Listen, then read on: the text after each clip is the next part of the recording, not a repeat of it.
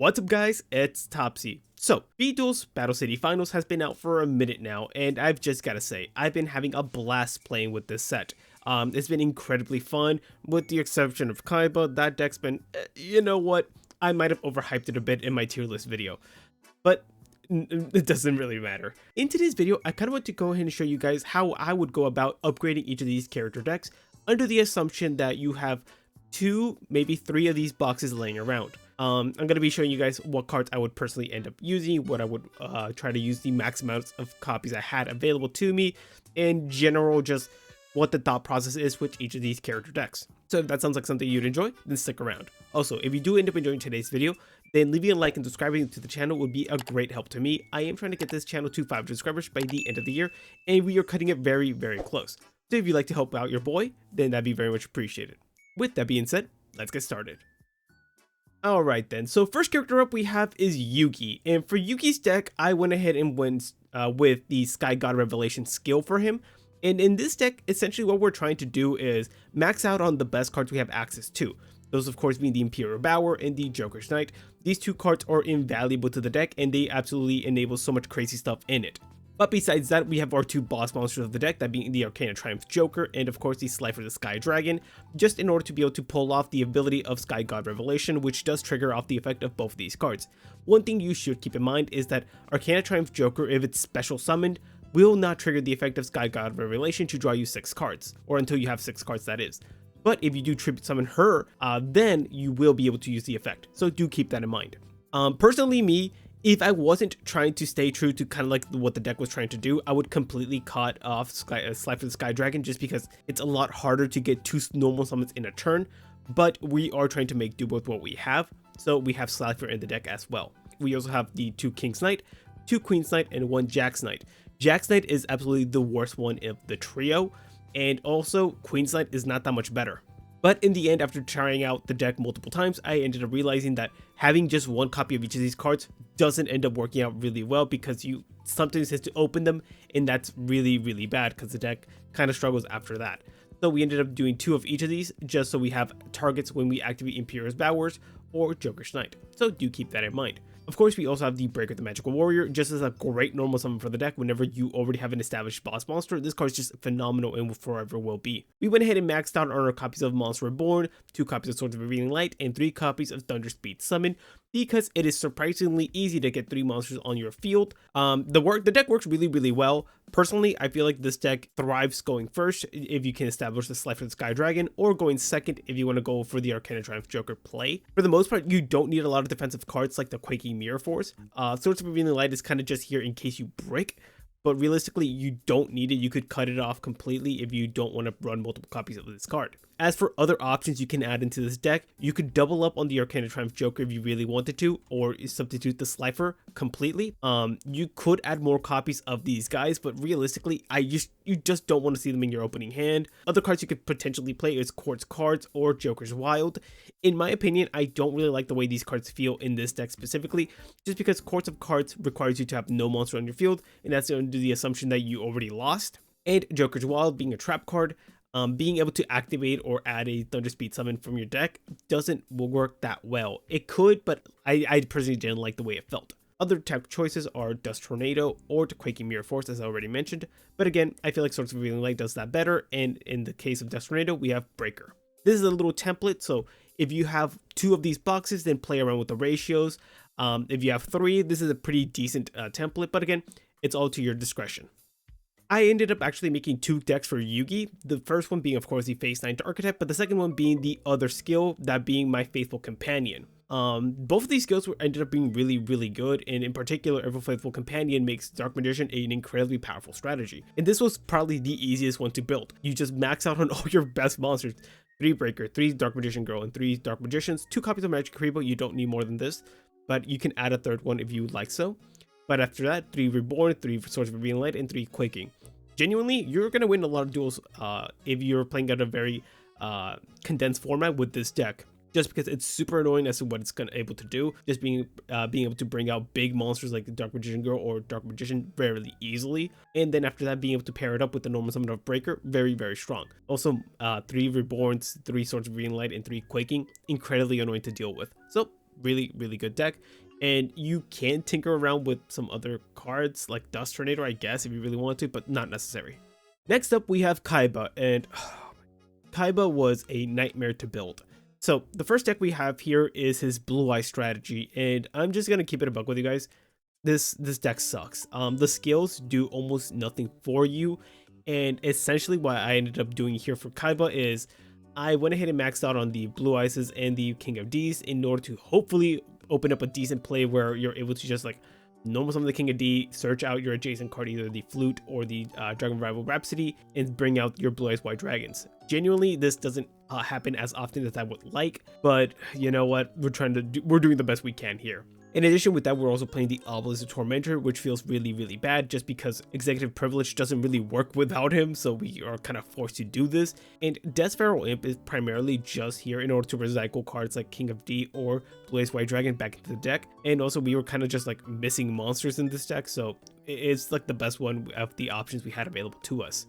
We have a lot of defensive cards like Enemy Controller, the Shrink, as ways to keep our King of D alive as long as possible until we can see Blue Eyes. And also we have Trade-In for some level of consistency in this deck whenever we see Blue Eyes, because we can always bring it back with Revival Dragon Rhapsody. Champion's Vigilance is kind of here as like a pipe dream in case you're able to establish the perfect board, but let's be real, it's probably not going to happen. This is the worst deck out of all of them, but it's something. If you were to bend the rules a little bit and play this using some of the miscellaneous cards in the extra pile, I would say adding cards like Primaterial Dragon, Tribe Infecting Virus, which would be all phenomenal choices for this deck.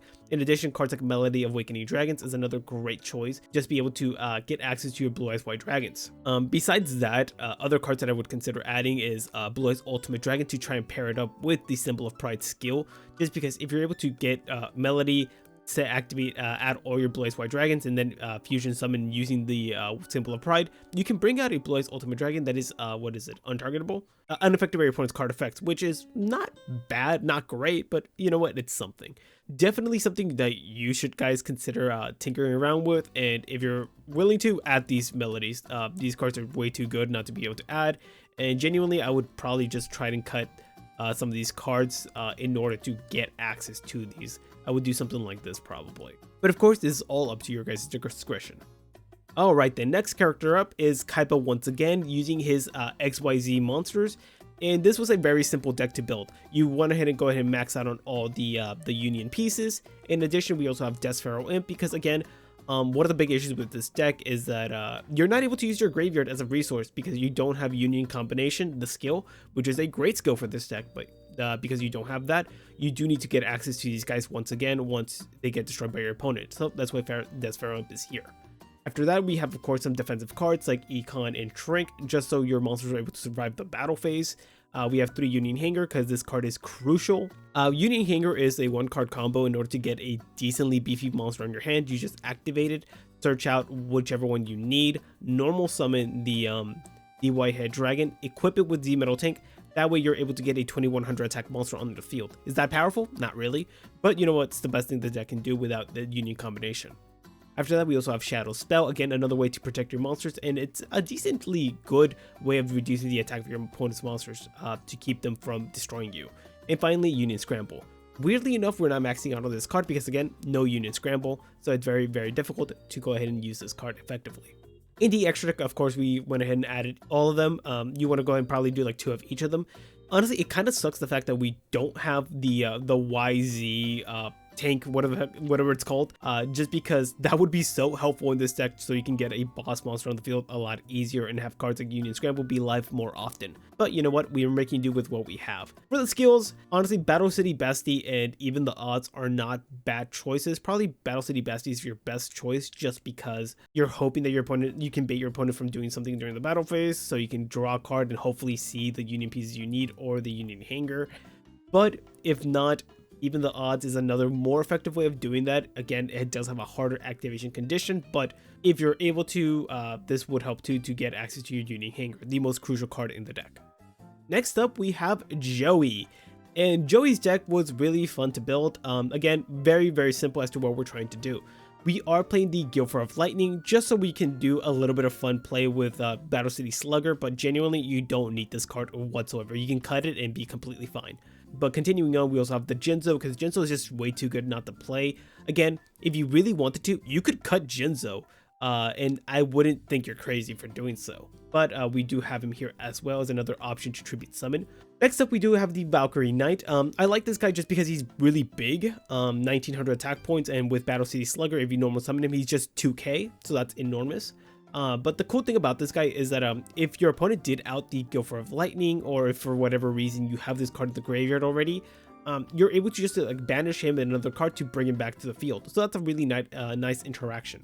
I would say you want to have as many copies of this guy just because this deck is a beatdown strategy, but 2 or 3 is not unreasonable. Next card up, we have Gilfer the Arya Knight. This card's crucial to the deck just because we are playing Blast with Chain, and if you open Gilfer with Blast with Chain, you're in a really good situation just because you have an interruption right off the jump with this deck. Crucial card. Next up, we have Blue Flame Swordsman. Really fun card, really iconic card. You could cut it, but I like it a lot, especially paired up with Gilfer. It makes Gilfer really strong. Next up, we have Absolute Crusader. I actually like this card a lot because it's a great tech choice to out problematic monster your opponent may have. No more summon him, tribute him to get rid of a level 5 or higher monster your opponent controls. Very powerful. Same applies to DD Warrior. DD Warrior is another searchable tech choice to be able to add any opponent's monster, or you can just set him turn 1 in order to make sure that your opponent has a clear board on your turn. Next card up, we have his Penguin Soldier. Penguin Soldier, incredible, and he's just so annoying. This card's gonna get hit in the ban list at some point. I already know it. Very annoying card to deal with. Fissure's here as like a turn 2 kind of deal where if you're able to just activate this, get rid of an opponent's monster, and then just go off from there, not bad at all. Rhoda to warrior deck, of course. Sol and Luna, phenomenal choice. This is the other like great opening where if you open Penguin Soldier with Sol and Luna, you're doing great, and you are gonna piss off your opponent a lot. And of course, we already talked about Lava with Chain and Floodgate Trap Hole, another great choice for the deck just because it's such a powerful trap card in speed duels. If you're not able to fill out the deck that I have right here, I would say probably playing another copy of DD Warrior wouldn't be a bad idea. Invader of the Throne, I don't love, but you could sneak in a copy. I don't think it's good. We have Jinzo and Total Defense Shogun. Shogun's a fun choice, but I don't think it's that good. We have other equip cards like Fusion Sword of Masabi or the United Withstand. United Withstand would probably be your better choice, but I prefer Blast with Chain just because of the interaction with Gilfer. Fairy Box, Kunai with Chain, and Trap Hole Spikes are decent trap cards, but I think Floodgate just does a better job than all these combined. And of course, we have Command Knight and another copy of Valkyrie Knight here. Command Knight I like a lot just because he does beef up your guys a lot. You could realistically cut Blue Flame Swordsman at this card, but Blue Flame Swordsman just kind of feels cooler, in my opinion. Really straightforward deck. Just beat down your opponent and use your tech choices of Gilfer and Penguin Soldier to beat your opponent. Not bad. Alright, then next up we have Marik, and Marik was a interesting character to build. So essentially what I ended up creating here is a raw strategy of some sort. Bear with me. So the skill we're playing with this is Advent of Raw, just so we can either search out or mulligan the ones we don't need. But the composition of the deck is essentially 3 Dark Geroid. Dark Geroid isn't that bad. He is able to out a lot of monsters pretty effectively just because the attack reduction is very sizable. We have Holding Arms, really annoying card for your opponent to deal with just because of the innate ability of like preventing them from attacking while it's face up on the field and being able to not be destroyed while face up on the field. We then have Nudoria, which is a really annoying card for just broad removal. Really good. It's a decent turn 1 set, and it's able to out most monsters your opponent has. Next up, we have Reactor Slime, the best card of the deck, which goes in place with the Metal Reflect Slime. You only need 1 Metal Reflect Slime, actually, just because Reactor Slime is able to activate this card from the deck or graveyard, so you don't have to worry about like only having 1 copy. Next up, we have the Winged Dragon of Wrath trio. I don't love these cards, especially the Immortal Phoenix, just because at a certain point the combo just kind of dies and it doesn't really do anything. Yeah, not phenomenal. Next up, we have Triple Monster Reborn, just because it's so broken. Malamute Catastrophe, just because we need some form of back removal. Nightmare Wheel to be annoying, and Sakuretsu Armor so we don't die. Other choices you can do with this deck is, I guess you could play around with the water guys. They're not particularly that good. Granadora is a huge monster, so you could definitely tech some of these choices in just to have some more beefy monsters on the field for the raw. That wouldn't be a bad idea. You could do Lava Golem, but I don't think you're able to keep your opponent from attacking you that well with this version of the deck. Makiura is another interesting choice as well, but I don't think Makiura works that well here because the trap cards we have are a lot more reactive. So you can't really maximize the abilities of Makiura. Millennium Revelation, I don't love this card just because you have to pitch specifically a Divine Beast monster in order to activate the effect of Searching Monster Reborn. While yes, they are searchable off the skill, I think you're just losing a lot of advantage activating this, but if you like this card, you could definitely add it to the deck. Owner Seal is one of the funner cards in the deck, especially if you're able to like activate Sphere for one of your opponents to take the Sphere mode. It's a really, really fun play.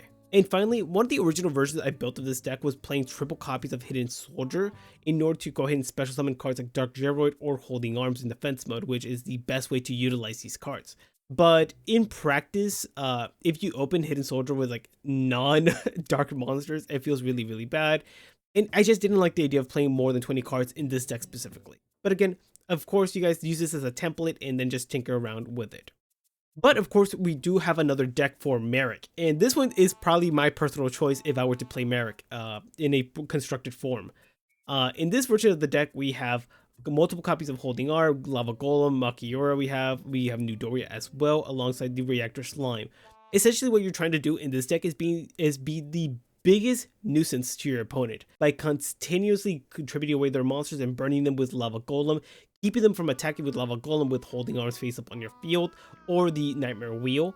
In addition, you also have cards like the Owner Seal in order to take back your Lava Golem from your opponent. As for the skill, we are playing Pulling the Strings, a really interesting skill card that has a lot of applications. One of the ones that I thought about is like, during your turn, you can give your opponent your Doria, attack with it using your Makiura or one of your monsters. Typically, it's going to be Makiura. But essentially, if you destroy New Doria, you can then, it's going to go to your graveyard, and then you get the ability of popping another card your opponent controls. And that's really, really cool. I tried building into that, but it wasn't super consistent. But if you guys can see a play like that, definitely go for it. But essentially, we just wanted to go ahead and max out the ability of Owner Seal to give back our own Lava Golem. And once you activate the effect to give your opponent one monster, you don't have to worry about Lava Golem's hindrance of burning you for 1000 damage. Really fun deck. Not for your opponent though. Alright, then next up we have Bakura, and for Bakura we just objectively did not try building him a Spirit Message deck. That deck is way too clunky, and you could probably just end up doing something similar to what I did here, but with the Spirit Message cards if you really, really want to play those cards. So essentially what this deck is playing is the Dark Necrofear. You only need one of them because it is able to be recovered from the graveyard via the effect of Dark Spirit Mastery. So that's something important to keep in mind. We have the Dark Ruler Hades, a really good tribute monster overall. You can cut him, but I like the flexibility of being able to tribute him. We have Doom Caliber Knight as our big monster on the field, but again, I don't love the fact that his effect is mandatory to activate, so play careful with this card. Fiendish Rhino Warrior, one of the best cards in the deck alongside Sangan, mainly because Fiendish Rhino Warrior enables your plays with Dark Necrofear, while Sangan searches you out your next best card in the deck, Snipe Hunter. Snipe Hunter is a game changer. This card's incredible and one of the most powerful cards in the game currently. Dark Spirit Mastery just to get access to your Dark Necrofear, the boss monster of the deck. Moving on, we have Foolish Burial to send the Fiendish Rhino Warrior, Premature Burial, really powerful spell card, and of course Zoma, because Zoma is such a big nuisance. If you wanted to go ahead and play the Spirit Message cards, what I would end up doing personally is cutting Dark Ruler Hades, probably getting rid of like, let's see. You could probably get rid of a couple copies of a Premature Burial, or maybe like another Doom Caliber Knight, something like that, in order to slim down the deck so you don't have to play as many bricks as humanly possible. And then after that, you would just fill out with the rest of the Spirit Message cards. But again, I would object to playing that version of the deck just because I don't think it's that good. And of course, we are playing the skill Malevolence of Millennium Ring, just because this makes making Dark Necrofear so unbelievably easy. So really, really great skill. Next up, we have Ishizu, and with the Ishizu's deck, it was probably one of the easiest decks that I had to build. So we went ahead and maximized on our copies of the Cataclysm. This card is incredible. So you want to play as many copies of him because you want to open him, because if the second one of your Earth Fairy monsters dies, he gets on field and shit gets real. Next up, we have 3 copies of Kelbeck. Kelbeck is the best of the Earth Fairy monsters that isn't the upgraded version of Mudora, just because he's able to get rid of almost any monster your opponent controls, and typically, he's able to stick around on the field. Next up, we have Agido, we have Mudora, and we have Zolga. just because I kind of wanted to use as many of the Earth Fairy monsters as possible just to have them in the deck. But realistically, you could cut them in order to play better ones. Like, for example, if you want to, you could cut Zolga completely and play another copy of Mudora just so you continuously have like a big monster on the field. You could play more copies of Agito, but Agito is not as good. Honestly, I thought about at one point just playing the Keldo, but again, Keldo is not that great either. But definitely an option. Of course, Mudora is one of the best monsters in the deck just because it's able to special summon itself, it's able to set up the graveyard with Earth Fairy monsters, and it's able to search you out the Gravekeeper's Trap, which is a phenomenal trap card. And Gravekeeper's Trap is especially good because you're able to search out the Cataclysm from your deck. So again, there's so much synergy in this strategy. We have Drag Down into the Grave as far as consistency for the deck, and you don't care about sending cards to the graveyard here. That is not a big deal whatsoever. 3 copies of Well of Disruption, one of the most annoying trap cards in the game. And we do have the Parshaft here in case you want to have another option besides the Cataclysm. Parshaft is a great monster, but you can cut him completely if you really wanted to. I had considered adding the Exchange of the Spirit and the Keldo into the deck just so that the deck feels a little more complete and as to more gimmicky, but realistically you don't have to. Other choices you have are, I get Bashing Shield, not horrendous because you can normal summon the Mudora, equip him with this, and he gets really, really big. You could play Bless Held by Tribute, but this is more niche, or maximize on more copies of Gravekeeper's Trap, but I don't think we really need to do that. You need to activate it once, and that's pretty much it. As for the skill, as I predicted, the main thing you want to use from this skill is the initial effect of being able to draw 2 and then add one of those 2 cards you drew to your hand. Again, just for the consistency's sake of the deck. So overall, really, really fun strategy to build. Next deck up we have is Ishizu's Gravekeeper strategy, and it is disgusting how good this deck is. So essentially you want to max out on all the Gravekeeper monsters like the Commandant and the Spy and Recruiter, because these cards in particular do everything for the deck. Commandant searches you out Necrovalley, crucial for the deck. Spy gives you multiple bodies on the field, which is very, very important to bring out the Oracle or set up plays with Descendant. And finally, Recruiter searches out most of the deck. This can search out the Oracle, Descendant, and Commandant, so it's a crucial card in the strategy as well. Moving on, we also have Drag Down into the Grave. Again, this deck does not care about getting monsters in the graveyard, and you'll see why. Necrovalley, really, really impressive card for decks that need the graveyard. Rites of Spirit. This trap card summons you out any Gravekeeper monster from your graveyard, including Oracle, and also it ignores the effects of Necrovalley, so that's a huge thing for yourself. And finally, Well of Disruption, because of course your monsters weren't big enough already with Necrovalley. Super simple deck, very, very strong, and super annoying to deal with for your opponent. So have fun with that. As for the skill, we have Keeper of the Valley. Initially, I thought the skill was better than I had originally thought, but nevertheless, it's not bad at all being able to recycle multiple copies of Rites of Spirit, so that's really, really powerful. Alright, the next character up, we have Odion, and this is the Pac Man version of his deck. For the Pac Man strategy, you have to max out on your Lakutas, 2 Scarabs, 1 Centipede, 1 Locust. I feel like this is like a really good ratio just because Lakuta is the best one in the deck, followed by Scarabs, and then Centipede and Locust are kind of like cherries on top. Locust I like a lot, but Centipede in particular, it's a lot more niche. Moving on from there, we have the Guardian Sphinx. This is the boss monster of the deck, and if you're able to resolve this card, you are sitting pretty. Next up, we have Gravekeeper's Guard, just to be able to have a monster that you can kind of guarantee is going to survive 1 turn in order to tribute summon for the Sphinx. After that, we have Book of Moons, just because it's a great utility card.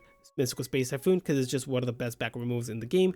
Search for Green Light to stay alive, and Ordeal of a Traveler alongside Woboku, again to stay alive. Ordeal is a lot more fun.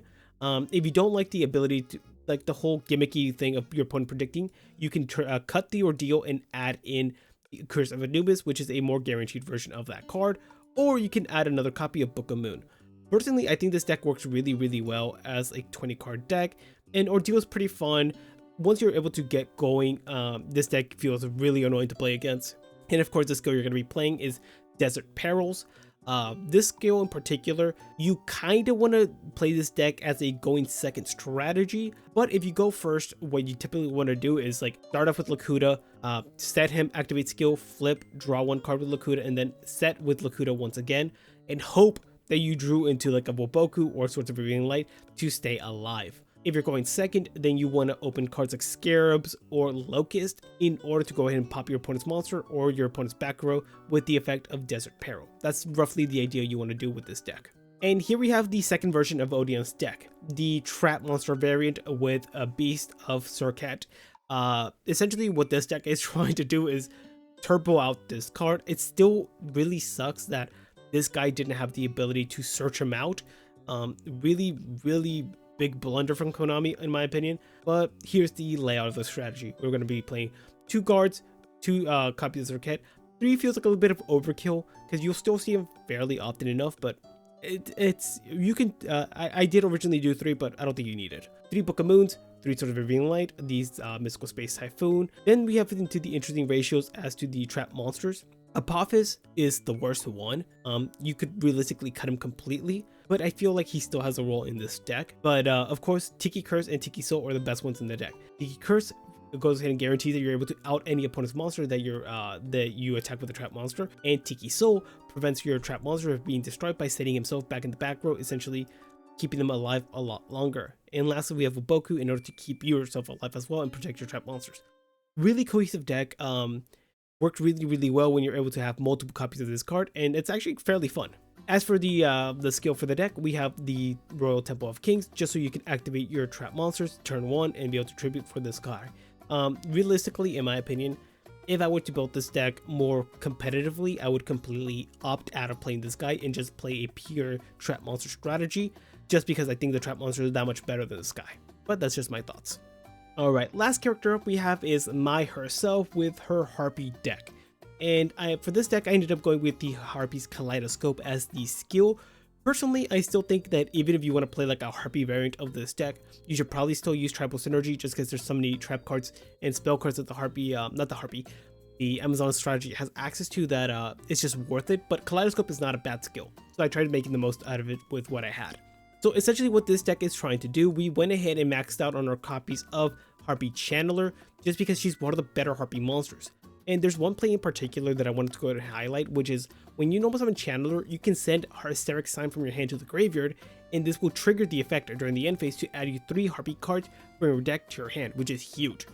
But in addition, the monster you summon off the effect of Channeler can be Harpie's Pet Dragon to protect the Channeler on the field. It can be Harpie Dancer in order to summon her to the field, bounce her back to your hand, and then normal summon another card in addition to pair up with a card like Harpie's Hunting Ground to pop multiple cards your opponent has in their back row.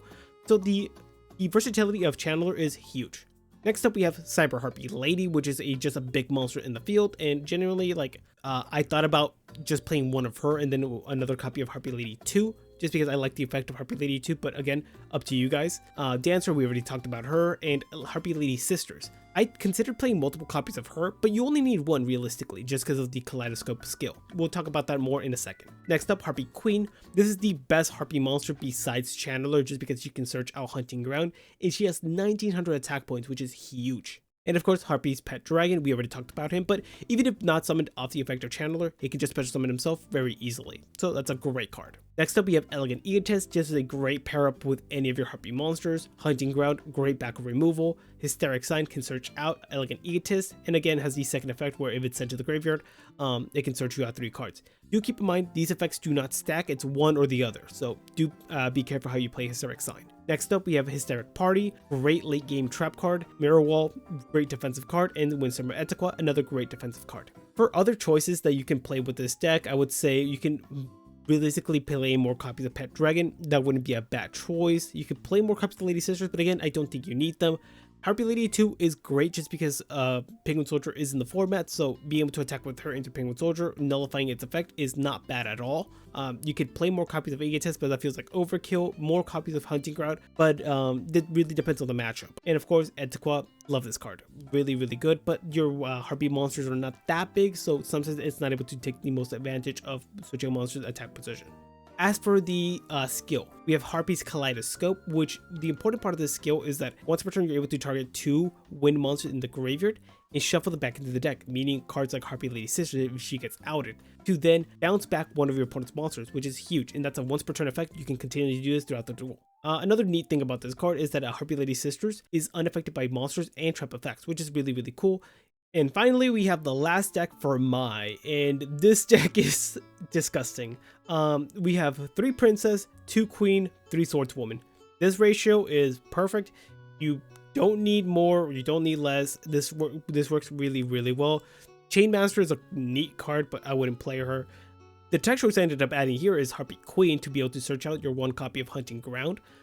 Queen being the biggest Harpie monster, in addition being able to search out Hunting Ground, is huge. So that's really, really nice as back remove for the deck. And of course, Cyber Harpie Lady, just so you have an additional name to activate the effect of Hunting Ground. Next up, we have Amazon's Call to search out anything in the deck, which is huge. Amazon's Fighting Spirit to boost up any of these cards. Onslaught, the most broken card of the deck, and Etiqua alongside Hunting Ground. Again, this deck is really, really good, and genuinely, I feel like this is probably the best version of the deck you could build using only cards from this set. Other choices, you could realistically tech in a Harpie's Pet Dragon, but I don't think it's necessary with us already having Queen. We could play more copies of Etiqua or more copies of Mirror Wall if you really wanted to. And I've already glazed over the fact that Treble Unity is one of the best skills in the game, in my opinion. Just the way it works, it offers so much to the deck. Realistically, with a lot of the decks that I've already showcased, you can tech in multiple cards from the miscellaneous cards. Cards like Witch of the Black Forest are just uniquely great in any deck because of the ability to search out any monster, essentially. Tribe Infecting Virus, another great card. Breakthrough Skill is more niche in my opinion, but it's still not a bad trap card. Again, a lot of the cards in those miscellaneous cards are so generic that they can fit in almost any deck, so have fun choosing those cards around. But guys, that's pretty much gonna wrap up today's video. If you did enjoy today's video and would like to support me, then leaving a like and subscribing to the channel would be a great way of doing so. Also, I'm gonna try and do this tomorrow, but hopefully moving forward I'm gonna be able to start the project of trying to fix every SpeedDuel box in the Konami's release so far, trying to upgrade each of the character decks and giving them more, I guess, cohesive strategies without making too many crazy choices. But if that sounds like something exciting you like to catch, then subscribe to the channel so you don't miss it. But as usual guys, have a wonderful rest of your day, and I'll catch you on the next one. Bye.